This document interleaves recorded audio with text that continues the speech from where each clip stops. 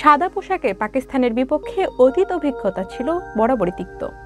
সেই তিক্ততা এবার রূপ নিয়েছে মধুর ফলাফলে। পাকিস্তানের মাটিতে ইতিহাস গড়েছে বাংলাদেশ ক্রিকেট দল।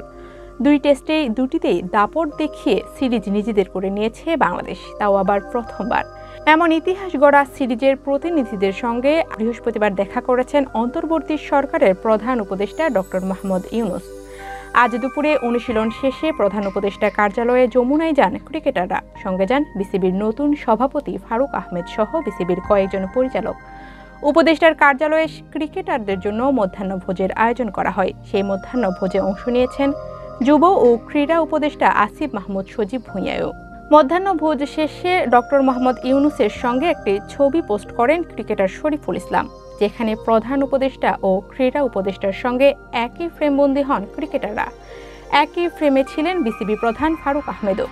ছবিটির ক্যাপশনে শরীফুল লিখেছেন, মাননীয় উপদেষ্টা সত্যিকারের একজন খেলাপ্রেমী মানুষ। ইনশাল্লাহ দেশের পাশাপাশি ক্রিকেটকে অনেক দূর নিয়ে যাবেন।